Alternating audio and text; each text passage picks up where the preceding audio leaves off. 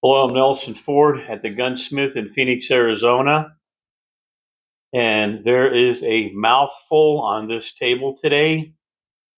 People have asked me to cover the 38 Super, and there's a lot of material. There's a lot of material. First of all, we should know that the case, the cartridge case of the 38 Super, was first made as the 38 automatic. It's the same case, and that came out before the 9mm Luger. It came out in 1900 in John Browning's first attempt with the twin links on the 1900, the 1902, and then the shortened version, the 1903. A friend of mine brought this over here this morning to my house. Good egg. This is the twin link, shorter model. It's not the full size. It's like the early Commander sort of thing. They also did this in 1905 with the 45 ACP, first time that showed up. But the 38 Auto came out in 1900. The 9mm George Luger, I think he started in on the cartridge in 1901 and 1902. I think he had prototypes or guns operating with the 9mm cartridge. So the Super, in effect, the 38 Auto in this case, predates the 9mm. Cartridge has been around a long time. They made these till 1929. Which surprises me because the 1911 was a much improved um, pistol, but they still made the twin link to then. And also the slide comes off the back, not the front. And so these are pretty interesting. Everybody should have one of these, but I don't know how many there are to go around, but they're great collectibles. 1929, the Super came out. Bam! It was a big hit. There was so many different reasons they wanted it. Um, Police vests weren't that, you know, would I say proficient at that time, but they were still vests, flak vests, bulletproof vests. The Super had an advantage over the vest. It also had an advantage over what we were starting to see was the Ford V8s, and that became a real problem. Bank robbers and what have you running around in these new Ford cars, and they needed a more powerful cartridge to go through the body. Now, people don't like this, but I think the 38 Super is 475 pounds of energy, and the 45 AC is maybe 385 pounds of energy. Um, People will argue this until the dogs come home, but the Super, when it came out in 29, was a real smash. And Julian S. Hatcher, who was a real character, General Julian S. Hatcher, who wrote uh, amazing books. It evades me right now, but the Colorado School of Trades had this big book, Julian S. Hatcher. We had to buy it. It had all sorts of ballistic information, explosive information, gunpowder information. Great book. I'll find out what it is and get back to you. But at any rate, this is a 1930 or second year 38 Super with correct magazine. And so that was a heck of a find. I got to thank these guys, but these guys I don't know if they want me mentioning their names. This guy right here, I shouldn't even, oh, I just took this from the store, and this what got me going on doing the Supers. The guy brought in a Colt Trophy. It's got the Bomar sight on it from the factory, a Novak front, and it's checkered across the front. This is a sales for this gun, I guess, but it's a 38 Super, and it was he wanted to get a trigger pull adjustment, a reliability work, and a gold bead, and that's why I brought this in. This is sort of the newest fashion of the 38 Super. But trying to stay chronological, the Super actually outsold the 1911 in the commercial market from 1929 to 1970 when they started making the Super. It had its own numbers. In Wilson's book, they have a picture of number 3 there in the book. It's wonderful to see. But they made 200,000 of these, starting with their own serial number range. and they sold really well. And people don't even know that today. A lot of people don't even know the 38 Super cartridge exists unless they're IPSC shooters. But Don Johnson used one on one of his shows. I think the Nash Bridges show. He had where was that made? Max Gun Shop.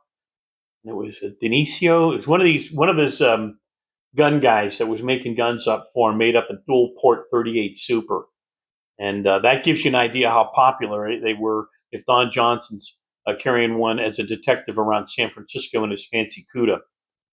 Um, but at any rate, that's sort of the beginning story on the gun. But the cartridge, it rode a turbulent life. I believe, because Julian S. Hatcher said how accurate they were. I believe that the chambers were so well made that they semi-rim, and that's what a super is. That and a 32 auto, it's a semi-rim. The rim doesn't extend very far beyond the cartridge case. On a 45, people go, well, that's got a rim.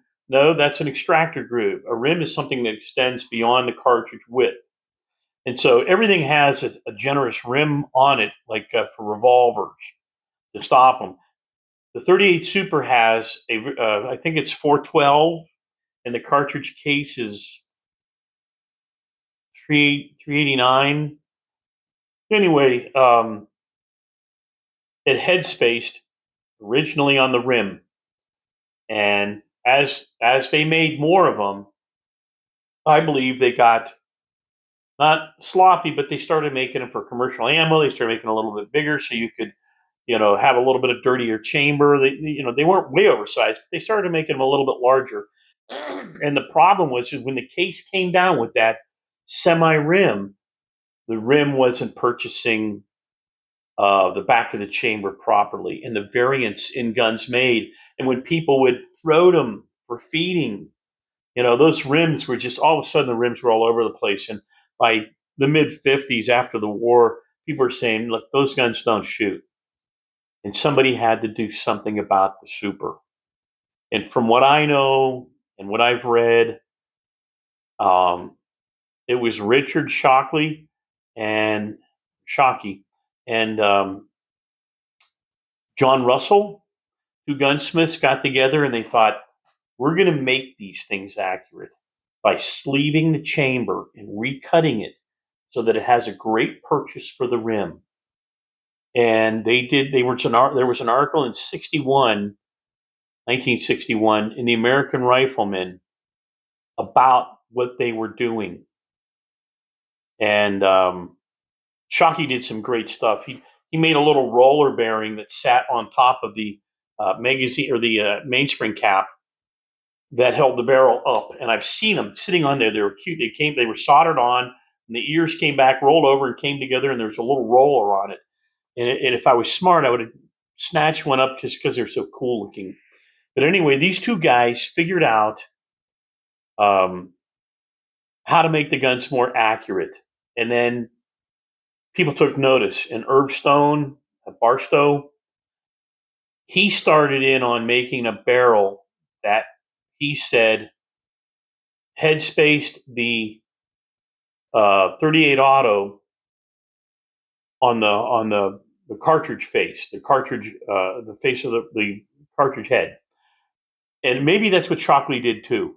I think that's what they did. They created a chamber where the cartridge came down and stopped, like the 45 auto on the case mouth.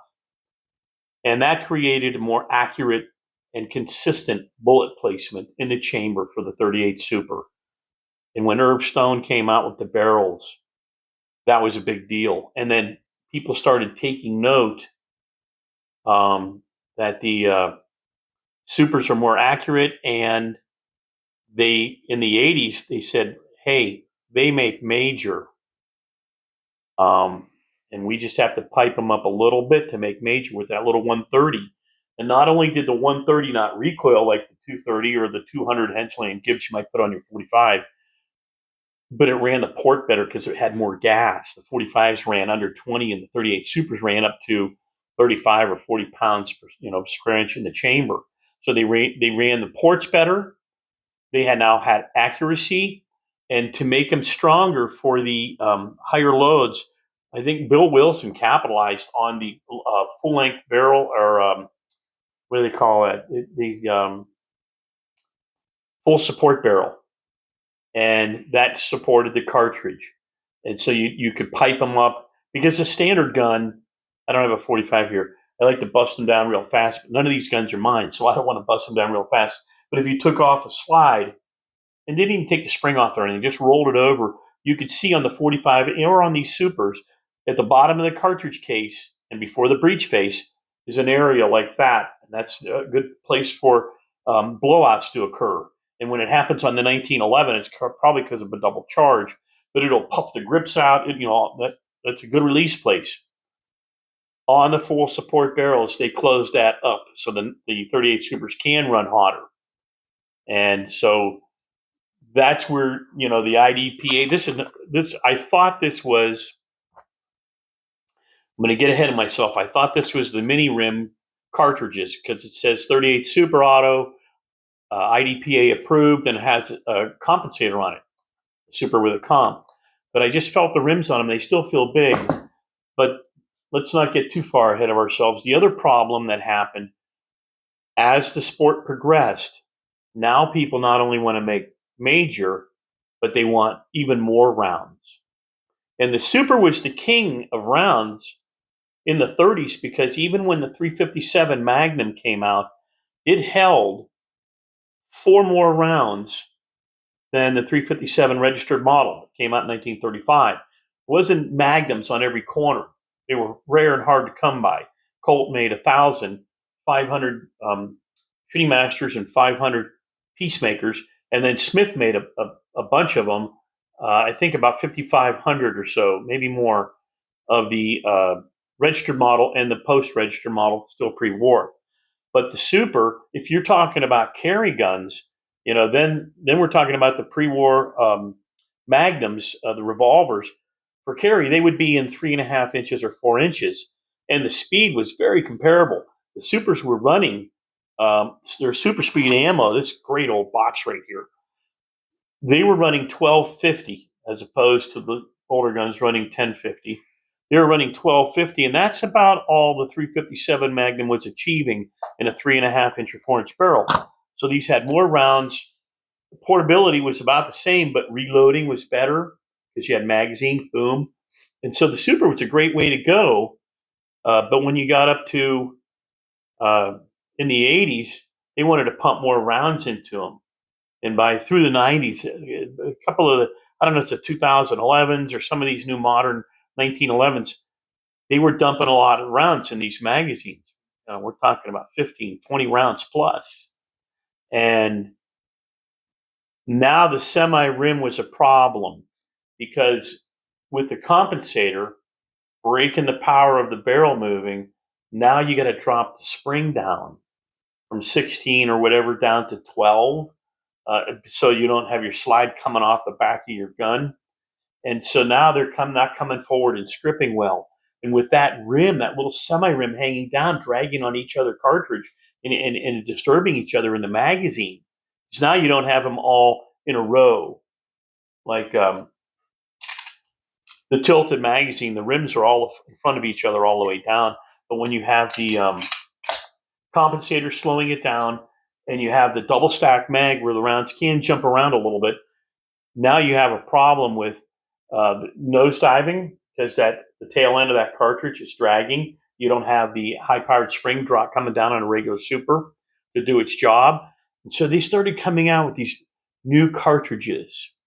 There's a few of them. They're 38 Supers, but they took the rim from 412 and dropped it down 6 or 8 thousandths. I don't really know. All I know is they made the mini rim, or the 38 Super Comp, or SC. And so now we have these special cartridges out there. That's what I thought these were, but they're not. So that they can skate around through these magazines with lower power slide springs. And so the Super had lots of things going on. It had the introduction. It was a powerful gun, easy to reload, lots of extra mags, or lots of extra rounds in the mag, easy to change mags. And then you had supposed accuracy problems after the war. You had the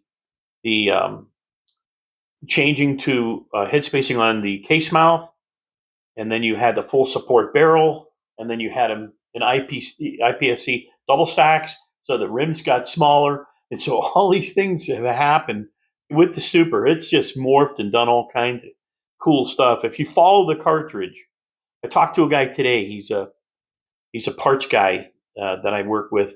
He goes, I got 13 of them, and I said, I got one of them. Some people love them, and the Supers. I can't cover this because I don't have one to display. The Thompson foregrip and a compensator on it, and a 21 round magazine that Babyface Nelson carried, and they were fast. They ran like at 1100, like a Mac 10 or something. And if you look on this board at the museum that they show all the guns they took off them at the end, there's a 38 Super with a Thompson machine gun grip on the front of it and a compensator and a 21 run magazine. And they had a full auto 38 Super. That's something you should mention if you want to see one operate. In the movie Public Enemies, they have one, and a character at night pulls one out, and you see him operating it, trying to take a car off of a G-Man or something, and he's got a 38 Super that he's running. So I had another guy bring. I asked him to bring if he could bring a different permutation. The Super was also available right at the introduction of the Commander. 1948. It came out in 9, Super, and 45. And this is a lightweight Commander and Super. These things make so much sense. I cannot believe they don't make them today. Low recoil, big flash, that's a problem, but not much more than a 9. Low recoil, a couple extra rounds over a revolver, a couple extra rounds over the 45 ACP. And it's a lightweight frame, so it's like 2/3 the weight. Instead of, government is 40 ounces or 42 ounces, depending on what model. The lightweight Commanders, I believe, are 26, and that's substantially lighter. And if you carry on your hip, take another, half pound off your hip, you're going to know it. And if 26 to 40, that's more like almost a pound. But he brought this in here, and so I looked up some advertising information because I thought it would be cool to know a little bit more about these guns. And they came with, this is what we know as the Commander Hammer today.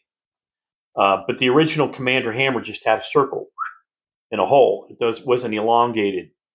First guy I saw elongate these was Chuck Rogers. He came down here with 3 of them, I think, and sold them to me. I put one on my gun. I went to a Cactus Combat League match in like 82 or 83. And somebody says, where'd you get that hammer? And I pulled out 2, and I said, got these from Chuck Rogers. How much are they? I said, $50. And we didn't have credit cards back then. Many people didn't. Cash was king, and people came out of their pockets with money and bought the 2 I had. I told Chuck I'm going to need another 10 of those. But he was the first guy I saw do these. He claims to me that somebody else did them before him, but I don't know. Anyway, in the advertising, the vintage advertising stuff, they were describing the hammer. Again, it's the original Commander Hammer, like on this thesis. It looked like that. And it called the original Commander Hammer. It says the Commander has a Mauser type hammer on it. And if you've ever looked at a Mauser broom handle, it has that little ring hammer. When it's impossible to pull back the Mauser broom handle. And so I don't know if I'm the only guy in the world, but when I learn stuff like that, it just warms my heart. A Mauser style hammer. That's what it was first called, not the Commander Hammer. We know it as the Commander Hammer because that's where we first saw it used on the Commanders. But this is a 38 Super lightweight. I wish to God they still made them. There's a lot of tricks about the 38 Super that we should talk about. And I learned this from Rogers. He's a very practical man when it comes to design. He understands the design a lot better than I do and a lot better than most or all. The Super takes up the entire magazine. That is to say, in a 9mm, you'll see pleats, 3 pleats down the magazine, and a quality magazine, not the secondhand stuff. But a quality made magazine will have a filler in the back here that they press 3 times to hold it in place. So the cartridge is held, all the cartridges sit in the same place. They don't move back and forth in the magazine. So first of all, they're wrong in the magazine. And this whole gun was designed, the stroke and the opening and the extractor and ejector was all made for a case 1.25 inches long. And so when you put that 9mm in it, it's not right for the gun. You can make them work, no problem. But the 38 Super presents itself better to this design for the reason that it's the right length. Anyway, I tried to buy this gun off this guy, and I found out these are worth actually about 3 times what I thought they were worth. And I wish Colt would start making a lightweight 38 Super Commander again. I think people would just snap them right up. He also brought in a second gun to my shop today. He also brought in this ammunition, but he also brought in a second gun. And I said, I don't need another gun for my display. It's a plain Jane government from 1911. And I know that. He said, look at the slide. This is a reason you might use it. Look at the slide. And I looked at it, and it just said Colt's 38 Super. I turned it over, and it said 100 years of service.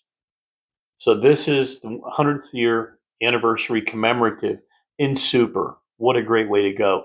He's a southpaw, so the only thing we did to it was throw in a set of ambies. So there's a lot to cover there. I'd love to take questions and comments on it. There's one more thing I want to show you. And this is unlike me, but it's for those guys that they don't have, $1,400, $1,500 to spend, or whatever the Super Commander costs a fortune, or in the antiques. You can have a Super. A buddy of mine brought this to me because it didn't feed with the Supers. It fed with the 9s. This is a Thesis, nickel-plated government, and it came with 2 barrels, 2 mags. It came with a 9mm setup and magazine, and it came with a 38 Super barrel and magazine. Can you grab the magazine out of that case, Eddie? Yeah. There's something that I want to show you. I'm going to either be disappointed or happy. Well, I think you're going to be happy. I'm going to be happy. This is a Thesis mag. I talked about the spacers they put in them for 9mm. And this one has got 3 pleats here, there, and there on both sides. So they spaced this magazine for the 9mm so they could sit properly in the magazine. And so there's a sales feature right there.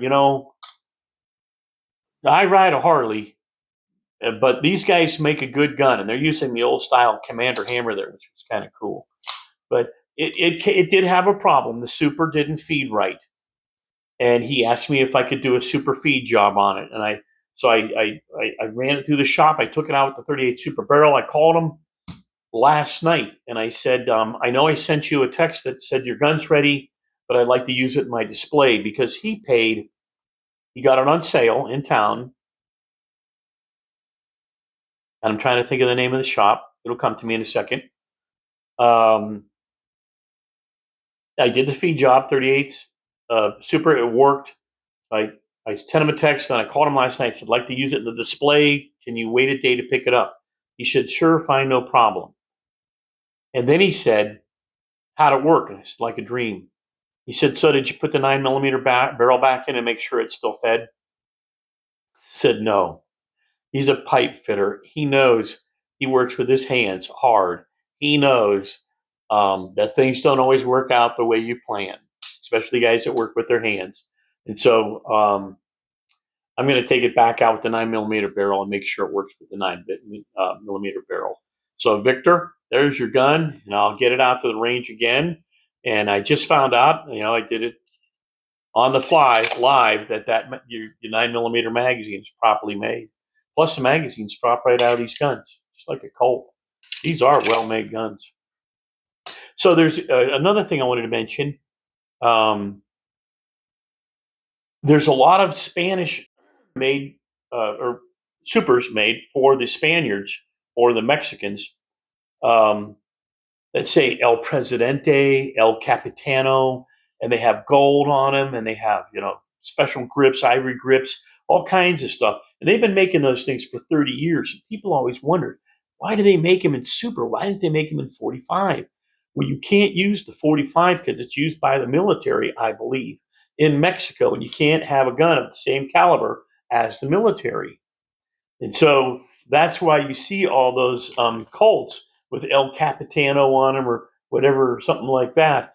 And that's because they use the super for that very reason. Anyway, the fire, it's almost gone out. It wasn't popping and crackling today. What I did was I took the alligator juniper out of there and I put in some citrus. Burns nice, doesn't make a lot of noise. And so I'm going to get to some questions and answers here. And I hope you enjoyed the super display. I'd like to say some of these guns are mine, but none of them are. So have a great day and shoot me your questions. Hope you enjoyed this presentation.